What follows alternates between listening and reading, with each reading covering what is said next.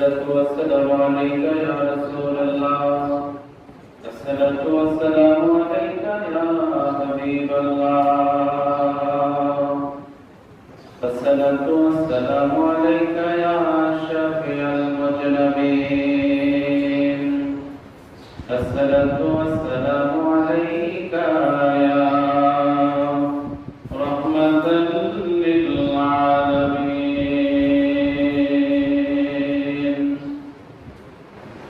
الحمد لله وكفى والصلاة والسلام على عباد الذين اصطفى أما بعد فقد قال الله تعالى في كلامه القديم وفي قرآنه الحميد أعوذ بالله من الشيطان الرجيم بسم الله الرحمن الرحيم إن الله وملائكته يصلون على النبي يا أيها الذين آمنوا صلوا عليه وسلموا تسليما اللهم صل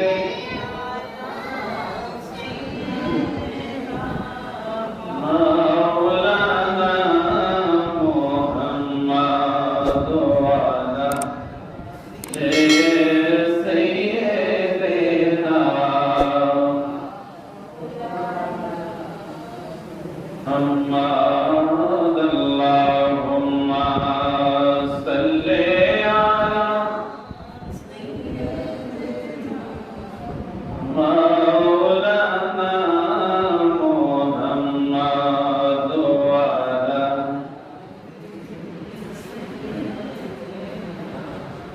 مولانا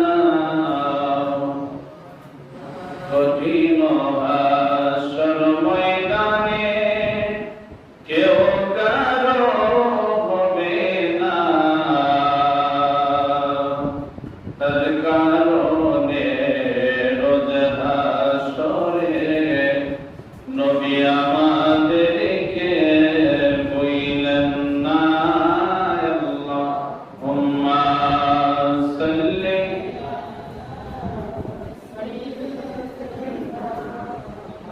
مولانا محمد وعلى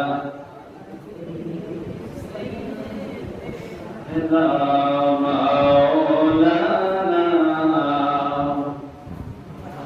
محبت পরদর ওহে মুমিন বসিয়া তোমার দরুদ শোনেন নবীজি রওজা পাকে শুইয়া আল্লাহুম্মা সাল্লি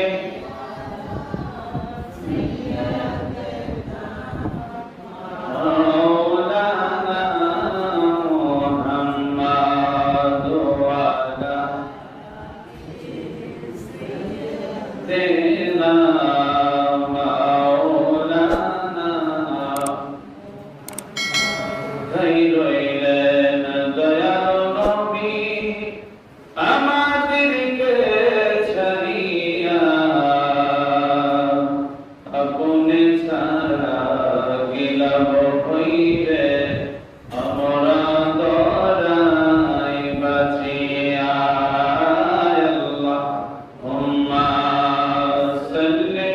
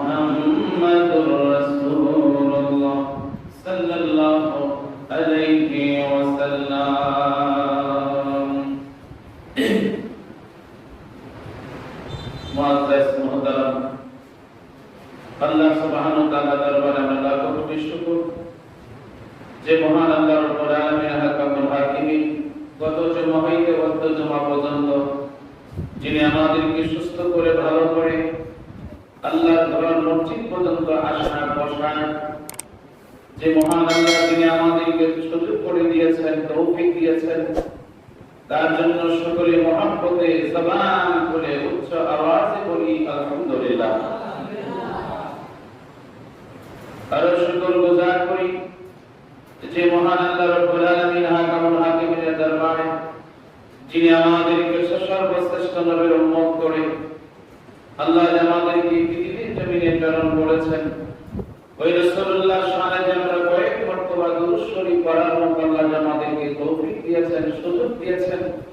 তার জন্য সকলে মহব্বতে জবান খুলে উচ্চ কণ্ঠে আরেকবার বলি আলহামদুলিল্লাহ। আজকে আমাদের আলোচ্য বিষয় হলো কবর সম্পর্কে। মৃত্যুর পরে আমার আপনার মরণ অবশ্যই মৃত্যু হবে। মৃত্যুর পরে আমাদের প্রথম নাম্বার জায়গায় যেতে হবে, যেই জায়গাটার নাম হলো কবর। কি জোরে বলেন? কবর। কবর হয়েছে আমার আপনার জন্য প্রথম মঞ্জিল। এই কবরের আযাব থেকে কেউ আমরা বাঁচতে পারবো না। এই জন্য রাসূলুল্লাহ বলেছেন কবর হলো বিশাল বড় একটা পরীক্ষার জায়গা। মৃত্যুর পরে আমার আপনার সর্বপ্রথম এই প্রথম নাম্বার জানি হলো আমার আপনার কবর। এই জন্য কবরে যখন যাওয়ার পরে, কবরে যখন আমাকে আপনাকে দাফন করার পরে আমরা যখন মাটি দেই, মাটি দেওয়ার আগে আমরা একটা দোয়া করতে পারি। সেটা কোরআন কালামুল্লাহ শরীফের একটি আয়াতে কারিমা। সেই দোয়াটা করি আমরা সবাই মুষ্টি করে মাটি দিই, কিন্তু অনেকে আমরা দোয়া জানিও না, অনেকে আমরা জিজ্ঞাসা করি না। পরিস্থিতি বড় আমরা মাটি দিয়ে চলে আসি। আগে মাটিটা হাতে নিয়ে আপনি কোরআনের কারিমে আয়াতে কারিমার মধ্যে আছে যে বিসমিল্লাহির রহমানির রহিম, মিনহা খালাকনাকুম ওয়া ফিহা নুঈদুকুম ওয়া মিনহা নুখরিজুকুম তারাতান উখরা। সুবহানাল্লাহ। এই কালামুল্লাহ শরীফের আয়াতের কালিমা তেলাওয়াত করে তারপর আপনি এক মুষ্টি মাটি দিতে হবে। খালি মাটি দিলে হবে, আর কিছু কাজ হবে না। কিন্তু আমাদেরকে ইমাম সাহেবগণ সতর্ক করেন না, সবাইকে বলে মাটি দেন, মাটি দিয়ে চলে আসেন। কিভাবে মাটি দিব সে নিয়মগত পদ্ধতি বলতে হবে। কি বলেন, ঠিক না? সেটা আমাদের জানতে হবে, সেটা আপনাদেরকে জানাইতে হবে। আপনাদের কোনো দোষ নেই, দোষ হলো আমাদের। এই জন্য যখনই রাসূলুল্লাহ এইভাবে দোয়া করে, এইভাবে আয়াতে কারিমা ইসিম পাঠ করে, তখন বলতেন সাহাবায়ে কেরামদেরকে যে তোমরা মাটি আস্তে করে মাটি দাও। জোরে বলুন সুবহানাল্লাহ। বুঝতে পেরেছেন? তাহলে এইভাবে আমাদেরকে মাটি দিতে হবে। কারণ এই পৃথিবীতে আমরা এসেছি, সবাই একদিন একদিন আমার আপনার চলে যেতে হবে। কেউ আমার আপনার থাকার জায়গা নাই, থাকতে পারবো না। এই জন্য আমার রাসূলুল্লাহ কবরের কথা চিন্তা করে তিনি প্রায় সময় তিনি কাঁদতেন, প্রায় সময় তিনি কাঁদতেন। কারণ কবরের মধ্যে ঈমান সম্পর্কে আমাকে আপনাকে প্রশ্ন করা হবে, আর হাসরের ময়দানে আমাকে আপনাকে প্রশ্ন করা হবে নামাজ সম্পর্কে। এই জন্য ঈমানের পরে হচ্ছে নামাজ, আগে হচ্ছে ঈমান। ঈমানের পরীক্ষা আপনি যখন পাস করবেন তখন আপনার হাসর মিজান খুলছে না, আল্লাহ পাকের ইশারায় আপনি অটোমেটিক বেঁচে যাবেন। জোরে বলুন সুবহানাল্লাহ। এই জন্য কবরের কথা আগে আমার চিন্তা করতে হবে। যে কবরে কি আমার কি অবস্থা হবে, কবরে আমি কিভাবে থাকবো, যেখানে সাপ বিচ্ছুর জায়গা। এজন্য মাজালিসুল আবরার কিতাবের মধ্যে এসেছে, وقال سفيان الثوري رضي الله تعالى عنه, সুফিয়ান সাওয়ারি রাদিয়াল্লাহু তাআলা আনহু বলেছেন, ইদা সুইলা মাইয়িত, যখন কবরে মৃত ব্যক্তিকে জিজ্ঞাসা করা হবে। খেয়াল করেন, উনি বলতেছেন ইদা সুইলা মাইয়িত, যখন মৃত ব্যক্তিকে কবরে জিজ্ঞাসা করা হবে, মান রব্বুকা, তোমার রব কে? কোথায়? কবরে। জোরে বল, আরো জোরে বলেন না।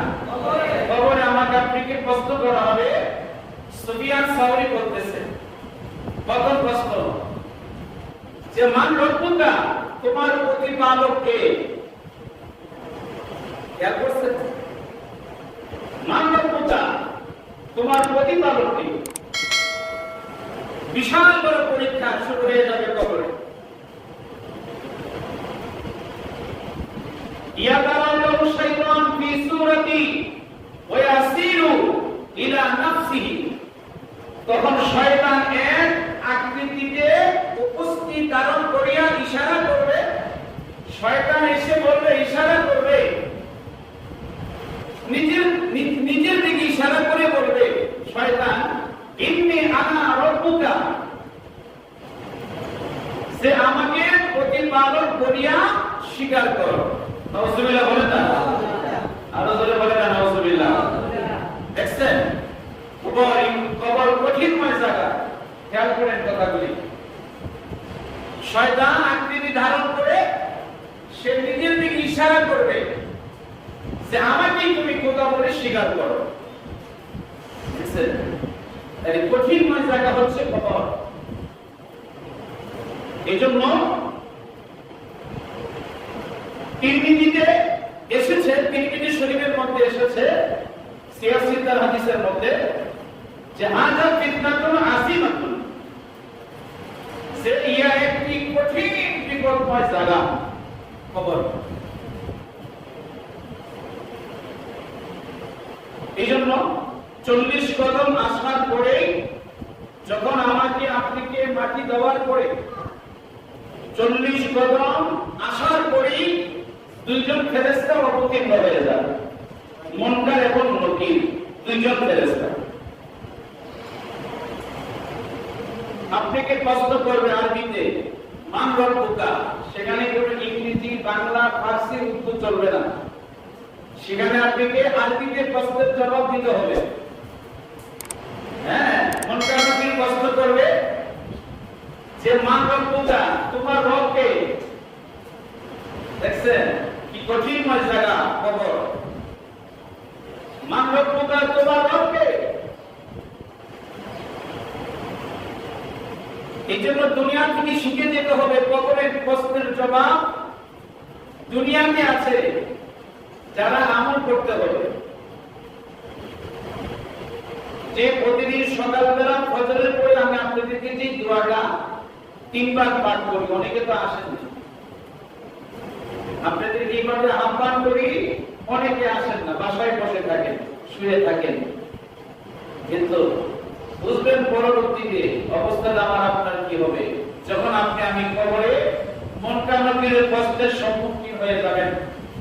মান রব্বুকা, তোমার রব কে? আপনি উত্তর দিতে হবে রব্বি আল্লাহ। জোরে বলুন না সুবহানাল্লাহ। আরবিতে বলতে হবে রব্বি আল্লাহ। আপনি কিভাবে বলবেন? যখন আপনি বলবেন মান রব্বুকা, তোমার রব কে, আপনি বলবেন লা জানি। মুনকার নকির তো কি শুনতো, লা জানি, আমি কিচ্ছু জানি না। মা দীনুকা, তোমার দিন কি, তোমার ধর্ম কি? তখন আপনি বলবেন লা জানি। মান হাযা রাসূল, মা কুনতা তাকুলু ফি হাক্ক হাযা রাসূল, এই যে তোমার পাশের কবরের মধ্যে যে লোকটা দাঁড়িয়ে আছে, উনি কে? তখন বলবে মা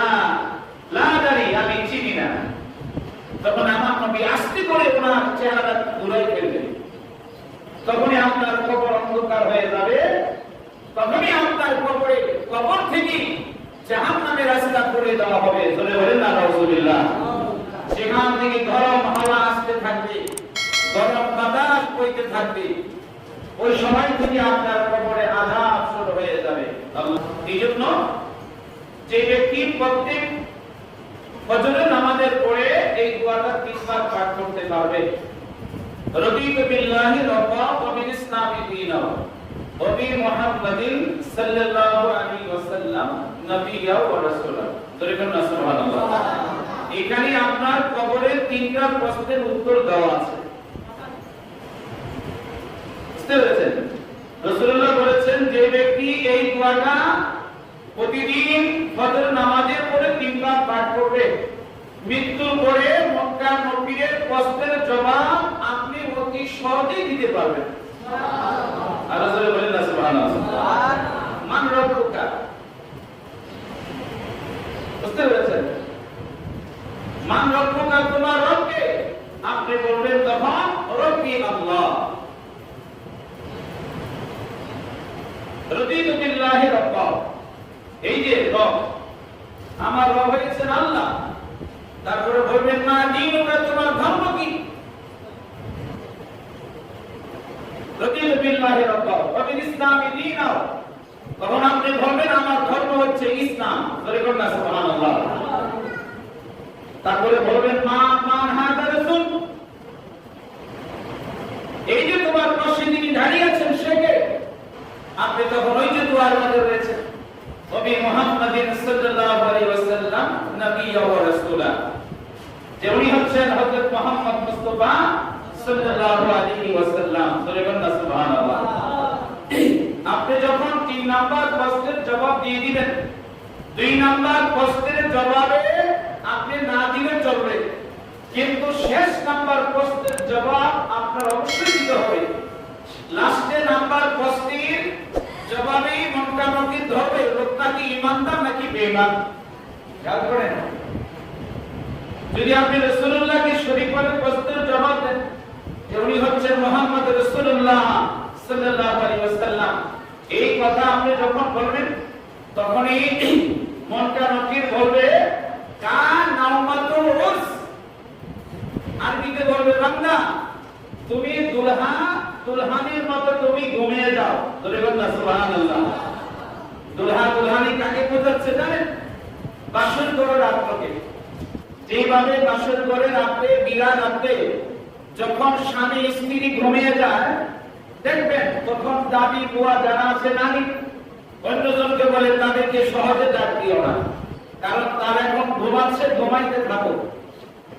দেখেন আল্লাহ ওই দুলহানের সাথে তুলনা করেছেন যে যারা লাস্টে কবরের প্রশ্নটা উত্তর দিয়ে ফেলবে, যিনি হচ্ছেন আমার আখির জামানার নবী সাইয়্যিদুল মুরসালিন খাতামান নবীন।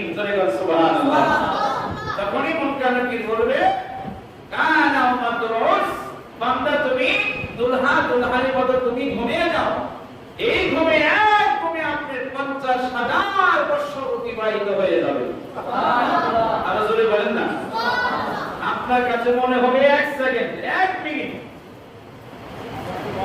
হ্যাঁ 1 সেকেন্ড 1 মিনিট মনে হবে। আল্লাহ বলবেন না বান্দা, এই ঘুমে আমি তোমার 50,000 বছর তোমার অতিবাহিত হয়ে গেছে।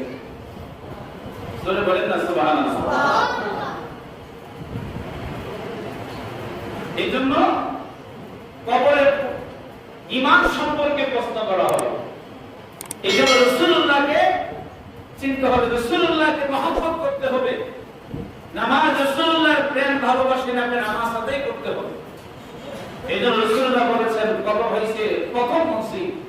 এই কবর থেকে যারা বাঁচতে পারবা, হাসর মিজান ফুলসেরাত আল্লাহ পাক বান্দাকে অটোমেটিক আল্লাহ পাক করায় দিবে। সুবহানাল্লাহ।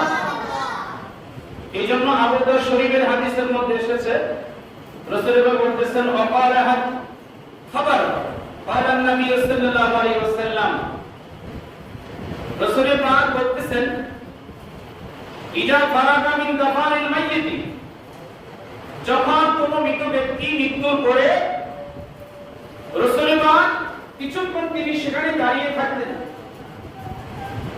আমার দিকে তাকান, দাঁড়িয়ে থাকতেন দাফন কার্য করা শেষ করার পরে। কেন? রাসূল বলতেছেন যে দাফন কার্য শেষ করার পরে কিছুক্ষণ তোমরা তোমার ভাইয়ের কবরের পাশে তোমরা দাঁড়িয়ে থাকো, ফাকুলা ইস্তাগফিরু, এবং তার জন্য তুমি ক্ষমা প্রার্থনা করো। সুবহানাল্লাহ। খেয়াল করেন, মৃত ব্যক্তিকে দাফন করার সাথে সাথে রাসূল বলতেছেন কিছুক্ষণ তোমার ভাইয়ের কবরের পাশে তুমি দাঁড়িয়ে থাকো এবং তার জন্য তুমি ইস্তিগফার করো, মানে ক্ষমা প্রার্থনা করো। ফাইন্নাহু, কেননা ফাইন্নাহু আনা ইউসআলু, কেননা কিছুক্ষণ পরেই তাকে কবরে প্রশ্ন করা হবে। সুবহানাল্লাহ। এইজন্য আপনি কিছুক্ষণ আপনি কবরের পাশে দাঁড়িয়ে থাকেন, তার জন্য কিছু দোয়া করেন, ইস্তিগফার করেন। রাসূলুল্লাহ বলতেছেন কারণ কেননা সে যেন আল ঈমান, সে যেন ঈমানের উপরে স্থির থাকতে পারে। সুবহানাল্লাহ।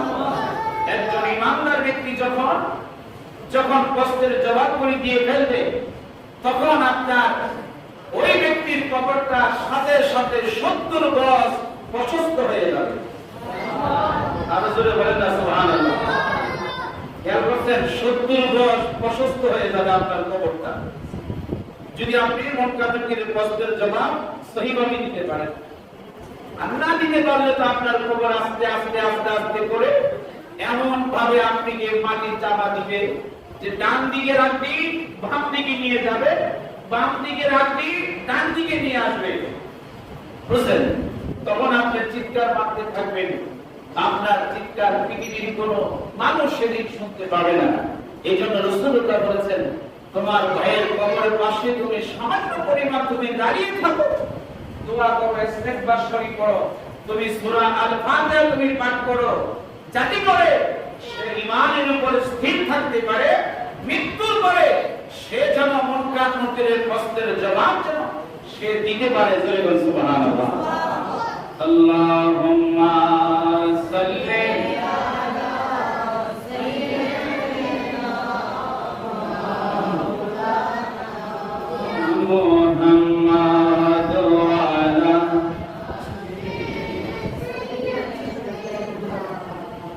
মাওলানা মুহাম্মাদ। আল্লাহুম্মা সাল্লি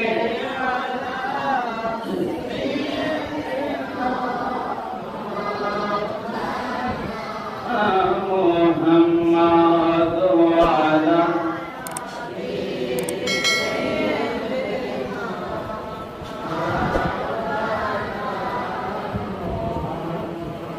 এমন দেশে যাবারে মন, যেই দেশে নাই ঠিকানা, এমন ঘরে শোইবারে মন, যেই ঘরে নাই বিছানা।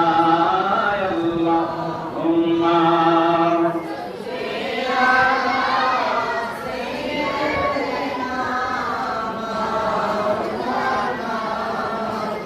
মুহাম্মাদ ওয়া আলা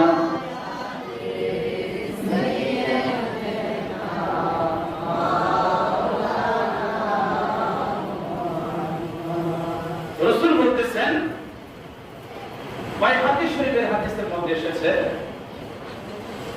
ফাইনা লাহি কানা আহাব্বা ইলাইহি মিন দুনিয়া ওয়া মা ফিহা, যদি কোনো ব্যক্তি দুনিয়া থেকে দুনিয়াবাসীরা যদি কবরবাসীর জন্য দুনিয়াতে বসে বসে কবরের পাশে গিয়ে সে দোয়া করে, রাসূল বলতেছেন ওয়া ইন্নাহু তাআলা লা ইউদখিলুল আলা আহলিল কবরি মিন দুআই আহলিল আরদি। সুবহানাল্লাহ। বুঝতে পেরেছেন? যদি দুনিয়াবাসীরা যদি কোনো ব্যক্তির কবরবাসীর জন্য সে দোয়া করে, আল্লাহ সুবহানাহু ওয়া তাআলা ওই কবরবাসীর কাছে এমন ভাবে সওয়াব করে পৌঁছাইতে থাকে জোরে বলুন না সুবহানাল্লাহ। যে এই সুরাতগুলি দেখে কবরবাসী আনন্দ উল্লাস করতে থাকে। দেখছেন, এজন্য আমাদের উচিত কি যে মুর্দা ব্যক্তির জন্য জিন্দা ব্যক্তিরা দোয়া করা। জোরে বলুন না সুবহানাল্লাহ। এজন্য যারা আসছেন আজকের মসজিদে অনুরোধ থাকবে যে জিন্দা ব্যক্তি যদি কবরবাসীর জন্য দোয়া করে সেই দোয়া আল্লাহর দরবারে ডাইরেক্ট কবুল হয়। জোরে বলুন সুবহানাল্লাহ। এইজন্য আপনি যখনই কোন কবরে পাশ দিয়া যাবেন আপনি দোয়া করবেন, কবরবাসীকে আপনি সালাম দিবেন, আসসালামু আলাইকুম ইয়া আহলাল কুবুর। জোরে বলুন আল্লাহু আকবার। হে কবরবাসী, তোমাদের প্রতি আল্লাহর রহমত শান্তি বর্ষিত হোক। এইভাবে আপনি যখন দোয়া করবেন, যতবারই আপনি কবরস্থান করবেন ততবারই আপনি এইভাবে কবরবাসীকে সালাম দিবেন। কারণ রাসূলুল্লাহ বলতেছেন, যতবারই তোমার সামনে কবর করবে ততবারই তুমি সালাম দিবা, আসতে দিবা, যাইতে দিবা। কারণ হে কবরবাসী, তোমার প্রতি শান্তি রহমত বর্ষিত হোক। রাসূল বলেছেন রওজাতুল মাদারিসের মধ্যে, যদি কোনো ব্যক্তি একজন মুর্দা অথবা কবরের পাশে দাঁড়িয়ে যদি সে সূরা ফাতিহা শরীফ পাঠ করে, সে জবানে আউযুবিল্লাহ বিসমিল্লাহ পড়তেছে, সূরা ফাতিহা শরীফটা বাইর করছে জবান থেকে, বাইর করতে দেরি হবে, এখন আপনি পুরোপুরি পড়েন নাই, রাসূল বলতেছেন এই সূরা ফাতিহা শরীফের উসিলায় আল্লাহ কবরবাসীর কবরে আযাব মাফ করে দিবেন। সুবহানাল্লাহ। আর জোরে বলুন না সুবহানাল্লাহ। এইজন্য আপনাদের কাছে অনুরোধ থাকবে, যারা আছেন যতদিনই দুনিয়াতে আমরা বেঁচে থাকবো তাদের জন্য কিছু দান সদকা করবেন। প্রতি জুমার দিন পারেন অথবা জুমার রাতে করবেন, নিজের বাবার জন্য, মার জন্য, যারা কবর দেশে শুয়ে আছেন। এইজন্য রাসূল বলেছেন আবু দাউদ শরীফের হাদিসের মধ্যে যে কবরবাসীরা তাকিয়ে থাকে কোন সময় আমার সন্তান, আমার মেয়ে, আমার নাতি, আমার এলাকাবাসী আমার জন্য দোয়া করবে। জোরে বলুন সুবহানাল্লাহ। দেখছেন, তাহলে তারা তাকিয়ে থাকে, কারণ যখন তারা একটু দোয়া পায়, যখন তারা একটু কোরআনের তেলাওয়াতের আওয়াজ পায়, যখন তারা কবরের পাশ দিয়ে আপনার একটু আওয়াজ পায়, একটু শব্দ পায়, যদি একটু আপনি একটা মিনিট দাঁড়াইতে পারেন, কবরবাসী এত খুশি হয়, এত আনন্দিত লাভ করে যে ঈদের চাইতে আরো কোটি গুণে আনন্দ তারা অনুভব করে। যদি একটা জিন্দা ব্যক্তি কবরের পাশে দাঁড়ায় আসে, একবার আউযুবিল্লাহ বিসমিল্লাহ পাঠ করে, সুবহানাল্লাহ। আর জোরে বলেন না সুবহানাল্লাহ। এইজন্য যখনই সুযোগ পান কবরস্থানে চলে যাবেন, শুক্রবার জুমার নামাজের পরে হোক অথবা বৃহস্পতিবার আসর নামাজের পরে হোক, রাত্রে হোক, আপত্তি নেই, যখনই আপনি যাবেন কবর জিয়ারত দিয়ে করবেন। এইজন্য কিবলাকে পিছনে রেখে আপনি কবরের পাশে গিয়া আপনি সূরা ফাতিহা শরীফ পড়ে, সূরা ইখলাস শরীফ পাঠ করে, সূরা রহমান পড়ে, সূরা ইয়াসিন পড়ে, সূরা মুলক তেলাওয়াত করে, আপনি যেই সূরা আপনি পারেন, আপনি যদি কবরের পাশে গিয়ে আপনি তাদের জন্য দোয়া করবেন। রাসূলুল্লাহ বলেছেন যে আদ-দুআ মাকবুল ইবাদ। তিরমিজি শরীফ দ্বিতীয় খণ্ড 173 নাম্বার পৃষ্ঠা। জোরে বলুন সুবহানাল্লাহ। রাসূল বলেছেন যে সমস্ত ইবাদতের মগজ হচ্ছে দোয়া। জোরে বলুন সুবহানাল্লাহ। যখন কোন ব্যক্তি মসজিদে বসে, খানকায় বসে অথবা যেখানে দোকানে বসে আপনি যদি দোয়া করেন, সাথে সাথে সে যদি লন্ডন থাকে, আমেরিকান থাকে, আপনার আব্বা খবরে আপনি লন্ডন আছেন, আমেরিকা আছেন, আপনি জার্মানি আছেন, আপনি ভুটানে আছেন, আপনি সৌদি আরবে আছেন, আপনি মদিনা শরীফে আছেন, আপনি রিয়াদুল জান্নাত পাশে বসে যদি আপনি সেখানে দোয়া করেন, দোয়াটা করতে দেরি হবে, কাঞ্চনপুর গুরুস্থানে কবরে আসতে দেরি হবে না। জোরে বলুন সুবহানাল্লাহ। এমন দ্রুত বেগে দোয়া কবরের মধ্যে এসে বসে, জিন্দা ব্যক্তির দোয়া এত বড় নিয়ামত। আল্লাহুম্মা সাল্লি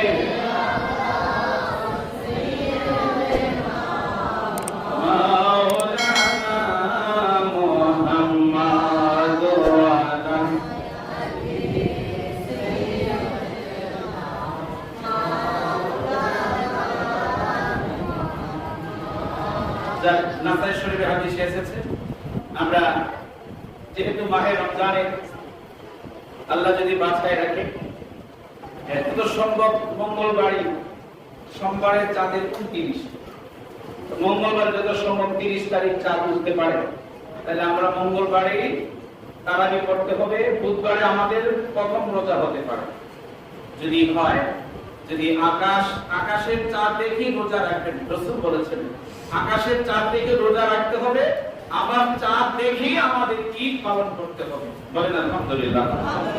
এইজন্য রাসূলুল্লাহ বলেছেন ইন্নাল্লাহা ফারাদা আলাইকুমুস সিয়াম রমাদান, রমজান মাসে আল্লাহ তাআলা তোমাদের উপরে রমজানের রোজা ফরজ করিয়াছেন। বুঝতে পেরেছেন? এরপরে আল্লাহ রাসূল বলতেছেন যে ওয়াসুন্নাতা লাকুম কিয়ামাহু ফামান সামাহু ওয়া কামাহু, এবং তারাবি নামাজকে সুন্নতে মুআক্কাদা করেছেন। বলেন না সুবহানাল্লাহ। এইজন্য তারাবি নামাজ হলো সুন্নতে মুআক্কাদা, এটা কিন্তু ছাড়তে পারবেন না ইনশাআল্লাহ আল্লাহ বাঁচাইলে। এইজন্য আপনারা চেষ্টা করবেন একটু আগে আসার জন্য, যেহেতু আলোচনা আপনারা অনেকে লেট করে আসেন। লেট করলে কিন্তু আলোচনা প্রথম থেকে লাস্ট পর্যন্ত আপনি কিছু বুঝতে পারবেন না। এইজন্য চেষ্টা করবেন ইনশাআল্লাহ। আমরা মাহে রমজানের প্রস্তুতি নিতে হবে ইনশাআল্লাহ। কিভাবে আমরা তারাবি নামাজ পড়ব আমরা প্রস্তুতি নেবেন। এইজন্য মাহে রমজানের ইফতারের প্রস্তুতি নেবেন, সেহরির প্রস্তুতি নেবেন। তারপরে ইনশাআল্লাহ আমরা আল্লাহ বাসাইলে মঙ্গলবারে আমরা রাত্রে ইনশাআল্লাহ যখন মসজিদে আসবেন, আমাদের নিয়ম মাফিক আমাদের কাজ চলবে, রুটিন মাফিক আমি যেভাবে ইনশাআল্লাহ চালাই ওভাবে ইনশাআল্লাহ আমাদের ইনশাআল্লাহ চলবে। আপনারা সবাই আসবেন, আল্লাহ আমাদেরকে বাঁচায় রাখে, সুস্থ রাখে ইনশাআল্লাহ। আমরা ওই দিন সব নিয়ম কানুন আপনাদেরকে বলে দেওয়া হবে। এইজন্য আপনারা অবসর পাইলে একটু সুযোগে আসবেন, যেহেতু তারাবি নামাজের দোয়াটা করতে হবে। তারপরে তারাবি নামাজের নিয়ম আছে, দোয়া আছে, ইফতারের দোয়া আছে, সেহরির সময় দোয়া আছে। এইভাবে নিয়মগুলি আপনারা শিখেন, প্রস্তুতি নেন। মাহে রমজানের বরকত, মাহে রমজানের ফজিলত, এই হলো শাবান মাসের আজকে শেষ জুমা চলে যাচ্ছে। আল্লাহ সুবহানাহু ওয়া তাআলা আমাদেরকে মাহে রমজানের বরকত এবং পবিত্র শাবানের চাঁদের বরকত ফজিলত যেন আল্লাহ আমাদের সকলকে দান করে। এবং মাহে রমজানে যখন চাঁদ উঠবে তখন আমরা মাহে রমজানকে আহলান সাহলান স্বাগত জানাবো ইনশাআল্লাহ। আমরা মাহে রমজানকে বরণ করে নিব, মালার গলায় মালাই নিয়ে আমরা বরণ করে নিব। মাহে রমজান, একটি বছর পরে তুমি এসেছো, মাহে রমজান তোমাকে আমরা আহলান সাহলান জানাবো। আল্লাহ পাক আমাদের সকলকে পাঁচ ওয়াক্ত নামাজ পড়ার তৌফিক দান করুন। সকলে বলেন আমিন। আর রাসূলে বলেন আমিন। প্রত্যেকে লাইন সোজা করে কাতার সারিবদ্ধ হয়ে ইনশাআল্লাহ আপনারা প্রত্যেকেই নামাজ, সুন্নত নামাজ আদায় করে নেবেন।